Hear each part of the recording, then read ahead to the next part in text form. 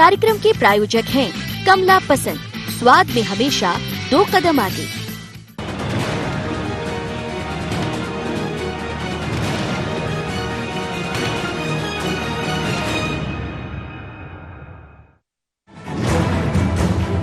मध्य प्रदेश के उपचुनावों में जोर आजमाइश का खेल अब अंतिम चरण में है।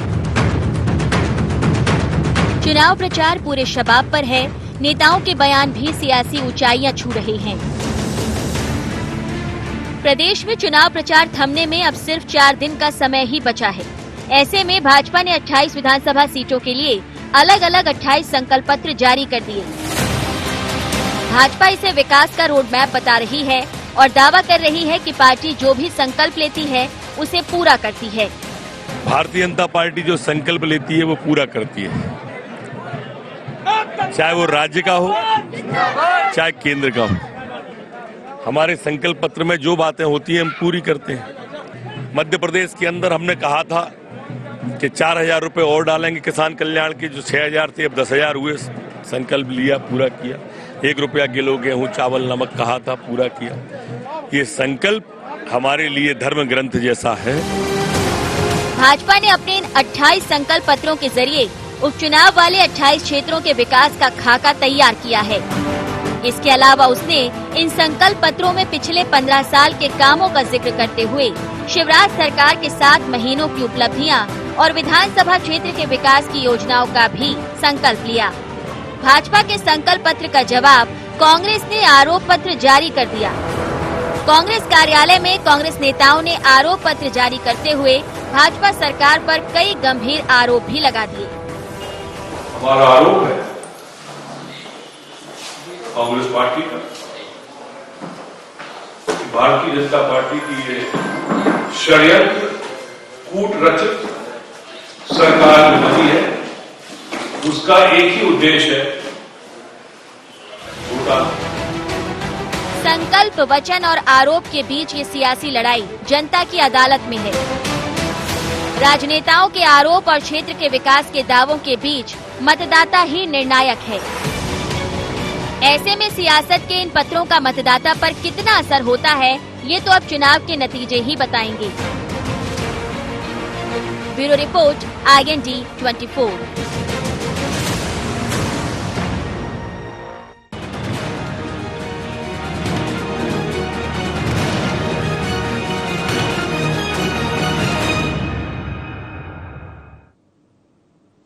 नमस्कार, IND एजेंडा में आपका स्वागत है। मैं हूं आपके साथ नाज़दीन नकवी। तो संकल्प लिया जा रहा है, वचन निभाने की बात की जा रही है, लेकिन आरोप भी एक दूसरे पर लगाए जा रहे हैं। जनता के बीच में अब सभी जो जननेता हैं वो पहुंच चुके हैं। अपना अपना दांव आजमाया जा रहा है। कोशिश ये की जा रही है कि कांग्रेस के पक्ष में वोट डले। भाजपा की भी कमोबेश यही कोशिश है, यही आशा है, लेकिन जनता सब कुछ देख रही है। चाहे वो बयानबाजी हो, चाहे एक दूसरे पर आरोप लगाना हो, या फिर संकल्प और वचन लेने की बात हो, लेकिन निभाया किसने कितना, ये जनता के दरबार में है और इस पर वो फैसला लेगी। हम भी इस पर चर्चा करेंगे। पहले नजर एजेंडा पॉइंट्स पर। क्या बीजेपी को संकल्प पत्र से मिलेगी सत्ता? क्या 28 संकल्प पत्र से सत्ता की राह होगी आसान? क्या भाजपा के संकल्प पत्र से बदलेगी प्रदेश की तस्वीर? किसके वादों पर जनता जताएगी भरोसा? ये सबसे अहम है, क्योंकि जनता जिस पर भरोसा करेगी उसे ही चुनेगी अगली बार सत्ता पर बिठाने के लिए। लेकिन भाजपा की ये कोशिश है कि किसी भी सूरत में सत्ता वो ना गवाए। वहीं कांग्रेस वापसी की उम्मीद लिए बैठी है, लेकिन क्या उम्मीदों पर जनता खरा उतरेगी? क्या उनके वादों पर, आरोपों पर यकीन करेगी? ये एक बड़ा सवाल इसलिए है क्योंकि जो 15 महीनों में किया गया वो वाकई धरातल पर दिख रहा है या नहीं। क्योंकि भाजपा आरोप लगा रही है कि सिर्फ छलने का काम किया गया। वहीं अगर बात कांग्रेस की करें तो वो भी यही कह रहे हैं कि सिर्फ घोटाले पर घोटाला करती रही है भाजपा। लेकिन सच्चाई क्या है, इसे समझने की कोशिश करेंगे हम। मेहमान हमारे साथ जुड़ गए हैं। सुमित ओरछा जी हमारे साथ जुड़ रहे हैं, बीजेपी का पक्ष रखेंगे। हमारे साथ फिरोज सिद्दीकी जुड़ रहे हैं, कांग्रेस के प्रवक्ता हैं, और साथ ही संदीप जी हमारे साथ जुड़ रहे हैं, वरिष्ठ पत्रकार हैं। आप तीनों का बहुत स्वागत है। फिरोज साहब, आपसे सवाल पूछना चाहेंगे। आप क्योंकि वचन पत्र पहले लेकर आए थे, लेकिन अब आप आरोप पत्र भी लेकर आए हैं, तो क्या लगता है आपको कि भाजपा ने आज जो 28 संकल्प पत्र लेकर वो आई है और वो ये कह रहे हैं कि उसमें उनका रोड मैप भी छुपा हुआ है, तो आपके आरोपों पर जनता यकीन करेगी?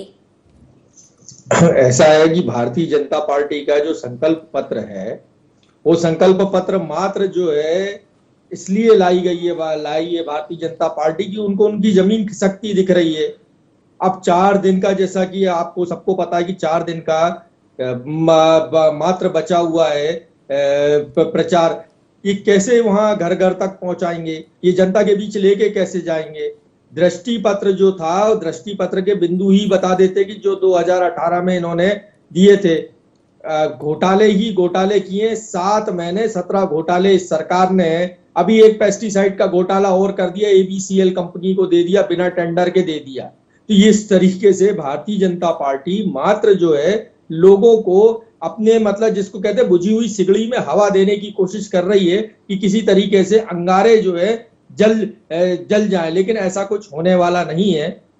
भारतीय जनता पार्टी से तो मैं एक ही सवाल पूछ रहा हूं कि आपने दृष्टि पत्र में 10 लाख युवाओं को रोजगार देने का वायदा किया था, फिर ये शिक्षा विभाग में से आपने 60,000 कंप्यूटर ऑपरेटर क्यों निकाल दिए नौकरी से?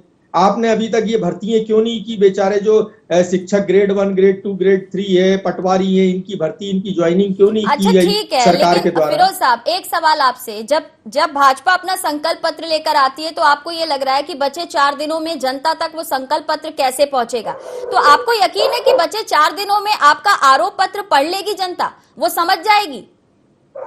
देखिए, आरोप पत्र हमने जितने भी आरोप लगाए हैं उससे पहले भी हम प्रेस कॉन्फ्रेंस के माध्यम से, तमाम रैलियों के माध्यम से अपनी बात कह चुके हैं। आज तो हमने खाका खींच के एक साथ सारे सबको इकट्ठा करके दिखाया है जनता को। जैसे बिजली का घोटाला, आप सबको पता है कि इनके 15 महीने के, हमारे 15 महीने के बिजली के बिल आप टोटल कर लीजिए और 7 महीने के इनके बिजली के बिल टोटल कर लीजिए। कोरोना काल में इन्होंने क्या हाल किया कि आटा चोरी हुआ, चावल नहीं दिया, जानवरों का चावल लोगों को खिला दिया। ये तमाम चीजें तो 1000 वादे आपने किए थे, लेकिन आप 3-4 वादों पर ही बात करते हैं और ऐसा ही कुछ भाजपा भी करती है, लेकिन फिर आप उनसे सवाल पूछते हैं। बहरहाल सुमित जी, क्या कहना चाहेंगे? 4 दिन बचे हैं, ऐसे में आप संकल्प की बात कर रहे हैं, जनता नहीं सुनने वाली है। नाजनीन जी, नहीं सुनने वाली है, ये आपका दृष्टिकोण हो सकता है। नहीं, मैं अपना तो बोल ही नहीं रही, मैं फिरोज जी का पक्ष रख रही थी। मेरा कोई दृष्टिकोण नहीं है इसमें, मैं फिरोज जी की बात को आगे बढ़ा रही हूँ। अच्छा, ठीक है।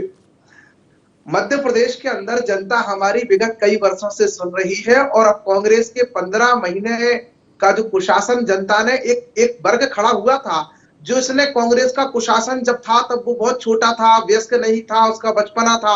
एक वर्ग खड़ा हुआ था मध्य प्रदेश में जिसने कांग्रेस का कुशासन नहीं देखा था और उस वर्ग को गुमराह करने में कि हम हर युवा को 4,000 रुपया बेरोजगारी भत्ता देंगे हर महीने जैसी हमारी सरकार आएगी, कांग्रेस सफल हो गई थी और कुछ वोट हमारे थोड़े से खिसके थे 2018 में।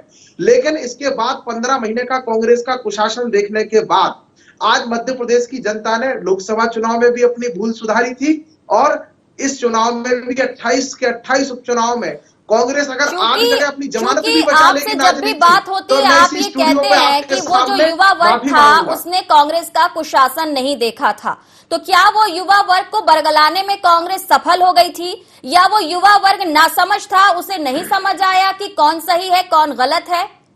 निश्चित रूप से नाजरीन जी, कांग्रेस देखिए, जो कांग्रेस का पूरा चरित्र है उसे अब देश की जनता जान चुकी है।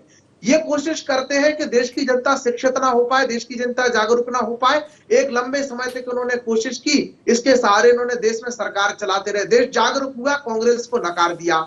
एक वर्ग आया देश का जो बिल्कुल नया वोटर तैयार हुआ था पिछले वर्ग, उसके जमाने में कभी कांग्रेस रही नहीं थी, तो उसने देखा ही नहीं था कि कैसा अंधियारा प्रदेश होता है। ठीक है, यानी शौक में कांग्रेस को वोट दे दिया जो नए वोटर्स थे, जो पहली बार बूथ पर पहुंचे थे। फिरोज जी कह रहे थे कि बिजली के बिल, अरे भैया बिजली के बिल कितने भी आए, बिजली तो आनी चाहिए। 15 महीने ये कहते रहे कि बिजली इसलिए नहीं आ रही है कि भारतीय जनता पार्टी की सरकार ने जो सामान खरीदे थे वो नकली है और प्रदेश को अंधेरे में बिठाए रहे, और आज वही सरकार बदलने के बाद जब से आप गए हो मध्य प्रदेश के अंदर लोगों हाँ के घरों ठीक में है, बिजली ये पहुंच पॉइंट रही है आपका 24 ठीक है, घंटे। लेकिन ये बिजली अंतर आ रही है जा रही है लेकिन बिल बड़े बड़े आ रहे हैं, ये भी कांग्रेस कह रही है, जनता भी देख रही है। फिरोज साहब कुछ कह रहे हैं जी।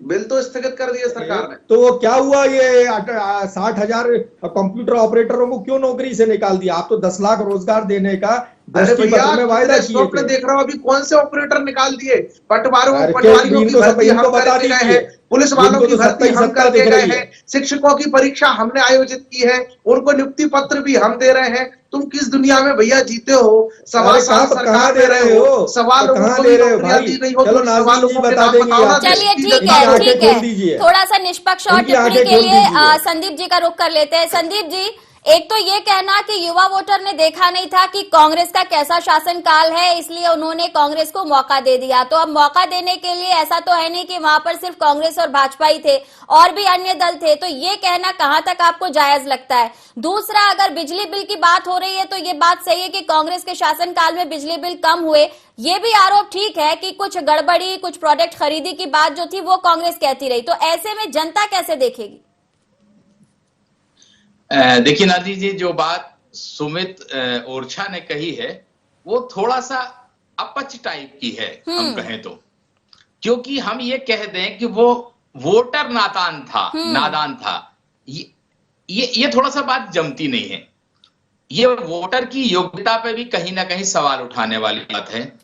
दूसरी बात आपने कही है बिजली बिल वाली, ये बात सही है कि कमलनाथ सरकार के समय बिजली बिल कम आए हैं, आरोप भी लगे हैं खरीदी को लेकर। जी जी।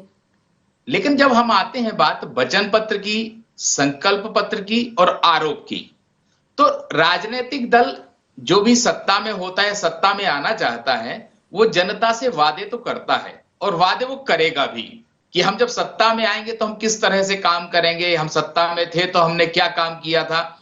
और कांग्रेस सीधे तौर पे बीजेपी पे यह आरोप लगा रही है, और लगाना जायज भी है, कि बीजेपी ने वो काम नहीं किए, वो सिर्फ घोटालों में शामिल रही या तमाम चीजें रही।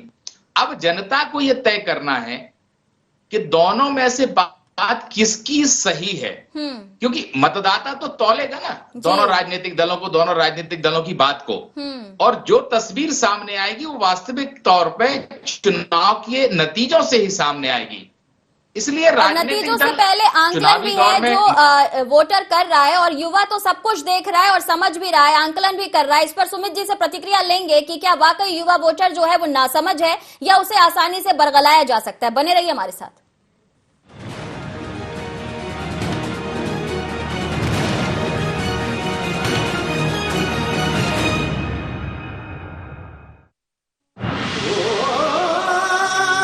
कोई खास है, कोई बात है, कमला पसंद। जीते दुनिया हर बाजी जीते, हर अदा में शाही अंदाज है। कमला पसंद पान मसाला, शाही स्वाद, शाही अंदाज, स्वाद में हमेशा 2 कदम आगे।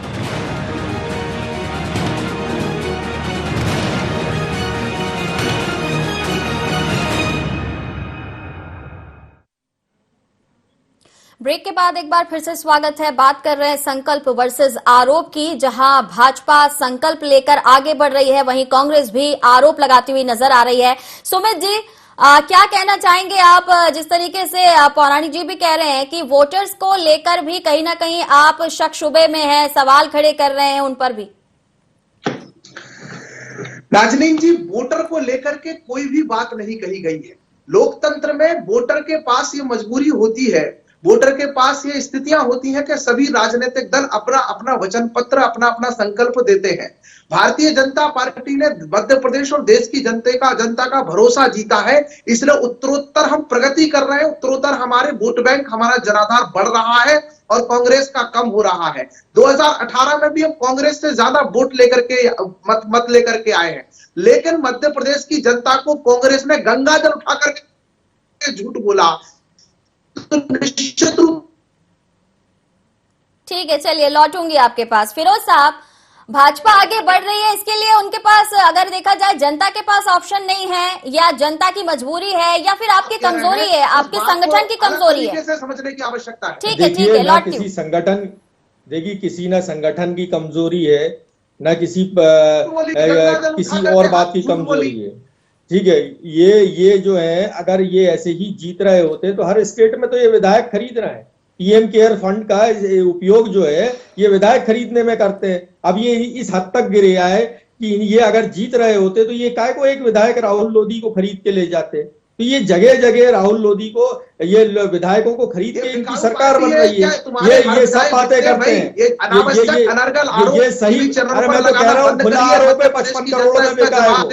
मैं तो कह रहा हूँ आपके जो घोटाले हमने खोले, आज 17 घोटाले इसीलिए किए हैं आपने कि आपको विधायक खरीदना है। फिरोज जी, कांग्रेस इस मामले में आरोप भी लगाएगी या शिकायत भी करेगी? सुमित जी भी ठीक कह रहे हैं ना, आप एफआईआर क्यों नहीं करते? अगर ऐसे मामले हैं, आपको जानकारी है पुख्ता, तो एफआईआर होनी चाहिए। आप ये तो जनता ही बता रही है इनको, गद्दार कह के किसी के पथराव करती है, किसी को कीचड़ में दौड़ाती है, किसी को है ना गाँव में नहीं दिखाते हैं। एक एक करके बात करते हैं, उनको करने दीजिए, फिर आप भी बोलिए। अब रोजगारी पे आ जाइए। 46% की बेरोजगारी दर है पूरे भारतवर्ष में। आपकी मोदी सरकार जो है ये काम कर रही है। 17 करोड़ लोग बेरोजगार हो गए। आपके पास एक रोड मैप नहीं है कि आप कहां से रोजगार देंगे और कैसे रोजगार देंगे लोगों को। और लेकिन आप फिरोज जी, सवाल तो आपसे भी है ना, आपने बेरोजगारी भत्ता देने की बात की थी, वो भत्ता नहीं मिला। हमने पायलट प्रोजेक्ट चालू की थी जिसमें स्टाइफंड भी दे रहे थे हम, और शहरी क्षेत्र में सेकंड फेज में हमारी ये योजना आ रही थी। ये तो ऐसी बात कर रहे हैं, ये तो ऐसी बात, खुद 10 लाख रोजगार देने का वादा किया था, 7 महीने में उल्टे लोगों को बाहर निकाल दिया। खुद के पास रोजगार देने की स्थिति नहीं है। मजदूरों को तो ये बुला नहीं पाए, प्रवासी मजदूरों को। आपकी सरकार ने तीसरे नंबर का राज्य बनाया है प्रवासी मजदूरों के मामले में। आपकी इंडस्ट्रियल ग्रोथ जो है अच्छा ठीक है, लेकिन आपको क्या लगता है? वो ये कह रहे हैं कि उनके पास 15 साल का विकास काम है। वो ये कह रहे हैं कि उन्होंने अभी कोरोना काल में भी बेहतर काम करके दिखाया, उपलब्धियों के साथ, रोड मैप के साथ संकल्प पत्र जारी कर दिए। आप आरोप लगा रहे हैं, आरोप बार बार लगाए जा रहे हैं। आरोप जब से आप खरीद फरोख्त का आरोप लगा रहे हैं, लेकिन इन आरोपों का कोई तथ्य है, सच्चाई है, या जनता जानती है, बस आप हर बार यही कहेंगे? क्यों नरोत्तम मिश्रा जी का वीडियो वायरल है, बोलो तो मैं दे देता हूं इनको देने से क्या होगा सर? अगर आप किसी वीडियो की बात करते हैं, आप किसी बयान की बात करते हैं, आप किसी खरीद फरोख्त की बात करते हैं, तो क्या भाजपा उसके लिए जस्टिस करेगी? आपको जाना पड़ेगा ना एफआईआर कराने, आपको जाना पड़ेगा ना न्याय मांगने। भाजपा को मतलब आप जिस पर चोरी का आरोप लगा रहे हैं, आप उसी से चाहते हैं वो न्याय भी करे। गजब है भाई। चलिए संदीप जी, क्या कहना चाहेंगे? आरोप प्रत्यारोप लौटूंगी फिरोज साहब, चलिए बोलिए। कांग्रेस की फैक्ट्री के थे नाजरीन जी। अगर ऐसा होता तो जिस समय सुप्रीम कोर्ट में खड़े थे वहां वो सबूत क्यों पेश नहीं कर दिए? फिरोज जी को सुन लेते, कुछ किया होगा कांग्रेस ने जी। क्यों राहुल लोधी तो 50 करोड़ का आरोप आप मीडिया के सामने लगाए, फिर इन्होंने क्यों रख लिया राहुल लोधी को? जो इनको चोर बोले उसको भी अपनी पार्टी में शामिल कर लेते हैं। पूछिए ना राहुल लोधी को क्यों शामिल कर लिया आपने? वो तो कह रहा था कि मुझे 50 करोड़ का ऑफर दिया है। क्यों शामिल कर लिया आपने? नाजरीन जी, इनके जो है एक केंद्रीय मंत्री है शेखावत, उनकी तो एफआईआर दर्ज है। राजस्थान में उन्होंने विधायकों की खरीद फरोख्त की है। आपका सवाल आ गया, जवाब सुन लेते हैं। कि हम तो झूठ बोल रहे थे कमलनाथ जी के कहने पर। आप कांग्रेस में आपकी मजबूरी है झूठ बोलना। जिस समय वो बोल रहे थे, जैसे पूरी कांग्रेस झूठ बोल रही है, काव, वैसे ही वो भी बोल रहे थे। तो उनको सुमित जी, आपको लगता है कि अचानक अब उनको प्रचार करते करते उनका जो ईमान है वो जाग गया और वो आ गए आपके पास? जो कल तक उनके साथ थे वो अचानक ईमानदार हो गए। ये प्रवृत्ति राजनीति में ही दिखती है। ये प्रवृत्ति इतनी तेजी से परिवर्तन राजनीति में ही दिखता है। संदीप जी क्या कहना चाहेंगे? प्रचार में लगातार लगे हुए थे और अचानक उनको लगा कि ये ठीक नहीं है, विकास नहीं हो रहा है, मुझे भाजपा में जाना चाहिए। राजनीतिक दलों में और राजनेताओं की जो विश्वसनीयता है वो इसीलिए घट रही है। जब कोई हमें छोड़ के जाता है तो हम उसे बेकार कहने लगते हैं, और जब वो हमारे पास आता है तो वो बड़ा साफ सुथरा आदमी होता है। वाकई में दोनों राजनीतिक दलों को यह बात माननी चाहिए कि स्वार्थवश वो राजनेता उनके पास आए हैं या प्रलोभन के चलते उनके पास आए हैं, कोई तो कारण है जी। लेकिन दुर्भाग्य है कि दोनों राजनीतिक दल एक दूसरे को दोष ठहराते हैं, उन लोगों को दोषी ठहराते हैं जिनने दल बदल किया है। प्रलोभन की बात होती है, बिकाऊ की बात होती है जी। लेकिन जनता समझती है, ऐसा नहीं है कि जनता एकदम नादान है और आपकी बातों में आ जाएगी। राजनीतिक दलों को यह संतोष हो जाता है कि हमने संकल्प पत्र जारी कर दिया, वचन पत्र जारी कर दिया, आरोप लगा दिए, हल्की भाषा का प्रयोग कर लिया, सब कर लिया। लेकिन जो मतदाता है वो वोट डालने से पहले सोचता है, समझता है और वोट डालने जाता है। और इस बार का चुनाव उस मतदाता की समझ को भी और परिपक्व कर रहा है, परिष्कृत कर रहा है। और वो इस बार जब वोट डालने जाएगा वो बहुत सोच समझ के वोट देगा और राजनेताओं को आईना दिखाने का भी काम करेगा, मुझे ऐसा लग रहा है। चलिए फिरोज साहब, आपको कितना भरोसा है? आरोप पत्र तो आप ले आए, जनता के बीच भी है, मैदान भी आपके नेताओं ने संभाला हुआ है, क्या उम्मीद लगती है आपको? देखिए, हम सरकार में वापसी कर रही है कांग्रेस पार्टी। 10 तारीख को 2 बजे कांग्रेस पार्टी सरकार में वापसी कर लेगी, ये तय है। और भारतीय जनता पार्टी जनता के ऊपर उपचुनाव पे उपचुनाव लादती जा रही है। ये इनका 22 तोड़ लिए, फिर भी इनका मन नहीं भरा, फिर 3 और ले गए, फिर मन नहीं भरा। अब देखेंगे, अब तो और हार रहे हैं हम, तो उन्होंने एक और ले गए। तो क्या कोरोना काल में जनता को ये यही सौगात देते जाएंगे? चलिए, कोरोना काल है लेकिन जनता समझदार है, वो हर चीज को, हर पहलू को समझ रही है। तीनों का बहुत शुक्रिया हमारे साथ जुड़ने के लिए। तो संकल्प और आरोप के बीच की ये लड़ाई है जिसमें जनता जो है वो निर्णायक भूमिका में रहने वाली है। जनता सब समझ रही है, देख रही है, परख रही है, चाहे वो बयानों की बात हो, चाहे वादों की बात हो या आरोपों की बात हो। जनता ने हर चीज को बारीकी से देखा है और समझा है कि किस नेता ने, किस पार्टी ने, किस दल ने उनके हित के लिए काम किया है, उनको बढ़ावा देने के लिए प्रयास किया। अब देखना यह है कि बेरोजगारी, किसानों की परेशानी और तमाम मुद्दों के बीच जिन मुद्दों पर चर्चा हो रही है, जनता कितनी संजीदगी से उनको देखती है और समझती है, क्योंकि परिणामों में तस्वीर साफ होने वाली है। फिलहाल इतना ही एजेंडा में, मुझे दीजिए इजाजत, नमस्कार।